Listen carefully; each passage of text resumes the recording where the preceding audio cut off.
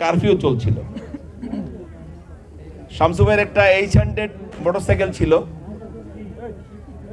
রাতে ট্রেনে করে বেগম খালেদা জিয়া চট্টগ্রাম আসতেছেন। তো পাহাড়তলী স্টেশনে সেই রাত 11টা থেকে আমরা অপেক্ষা করছি, 10:30টা থেকে। তখন কিন্তু কারফিউ চলছে। সকাল আমার মনে হয় 4:30 পৌনে 5টার দিকে ওনার ট্রেন পাহাড়তলী স্টেশনের এই আসে খবর নেই, আবার যায়া কিছুক্ষণ রেস্ট করে আবার আসি।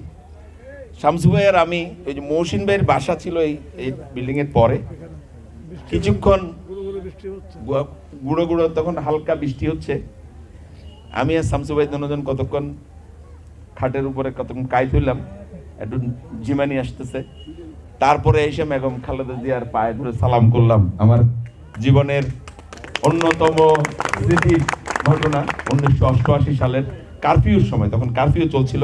আমার কাছে কারফিউ পাস ছিল না, শামসু ভাইয়ের কাছে একটা কারফিউ পাস ছিল। আমরা বেগম খালেদা জিয়াকে পাহাড়তলী স্টেশনে রিসিভ করার পর আবার আমরা এখান থেকে চলে গেছি শহরে। আমাদেরকে দেখার পরে শামসু ভাইকে দেখে বেগম খালেদা জিয়া, শামসু তুমি আবার এখানে চলে আসছো, তুমি আসলা কিভাবে? এই একটা স্মৃতি। আরেকটা স্মৃতি, শ্রমিক দলের মঞ্জু ভাই তখন মাত্র চট্টগ্রামে প্রথম ট্রান্সফার হয়ে লোকোশেডে চাকরিতে এসেছেন, জয়েন করেছেন। আমাকে এক লোক খবর দিল যে আমাদের মতাদর্শের একজন সাব ইঞ্জিনিয়ার এখানে যোগদান করেছেন। তো আমরা তো তখন তুখোর আন্দোলনের কত স্মৃতি, পাহাড়তলী স্টেশন আর জিয়ার শপে আমরা ওই যে হরতাল যখন হইতো, অবরোধ যখন হইতো, ট্রেনের পাওয়ার হাউসের সিগন্যাল বন্ধ করার জন্য, সাইরেন বন্ধ করার জন্য সারা রাত এখানে ডিউটি দিতাম। সারা রাত স্টেশনে শুধু হাঁটতাম, মাঝে মাঝে পিকেটিং করার জন্য সারা রাত বসে থাকতাম।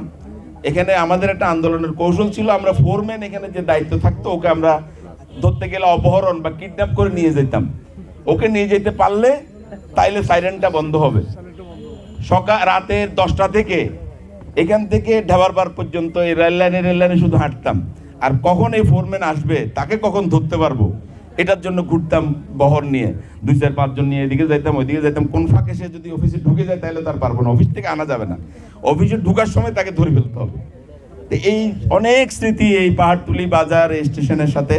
তো যে কথা মঞ্জু ভাই সম্পর্কে বলতেছিলাম, রাত্রের বেলা উনি যখন নাইট ডিউটি থাকতো, আমি ম্যাক্সিমাম টাইম পুলিশের দৃষ্টির ফাঁকি দেওয়ার জন্য সারা রাত ওনার অফিসে বসে থাকতাম লোকোশেডে। জীবনের আসলে কত স্মৃতি, কত এই দলের জন্য, আমাদের এই দলকে সংগঠিত করার জন্য আমাদের সেই সমস্ত স্মৃতির কথা মনে হলে মাঝে মাঝে নিজেই আবেগপ্রবণ হয়ে যাই। রাত্রে মঞ্জু ভাইয়ের সাথে ছিলাম, ভোর রাতে 4টার দিকে আমি ওনার থেকে গিয়ে এক মসজিদের ইমাম সাহেবের রুমে ঘুমাইতে গেলাম। সকালে ফজরের নামাজের পরে সাথে সাথে পুলিশ এসে আমাকে ওখান থেকে গ্রেপ্তার করলো। সেই জন্য মঞ্জু ভাইয়ের কথাটা স্মরণ হলো। যাই হোক, এই দীর্ঘ চড়াই উতরাই পেরিয়ে আমরা রাজনৈতিক কর্মী হিসাবে এই অঞ্চলে এই দলকে সংগঠিত করার জন্য বড় নেতা হইতে পারি নাই, কিন্তু এই পার্টির নিবেদিত কর্মী হিসাবে আমরা সবসময় ছিলাম।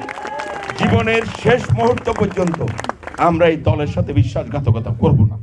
আমরা দলের কর্মী হিসাবে, একজন মুসলমান হিসাবে ঈমান নিয়ে মৃত্যুবরণ করতে চাই, আপনাদের দোয়া নিয়ে। আজকে আর দীর্ঘ বক্তব্য রাখবো না, শুধু একটি কথা বলতে চাই, আমাদের যুদ্ধ কিন্তু শেষ হয়ে যায় নাই।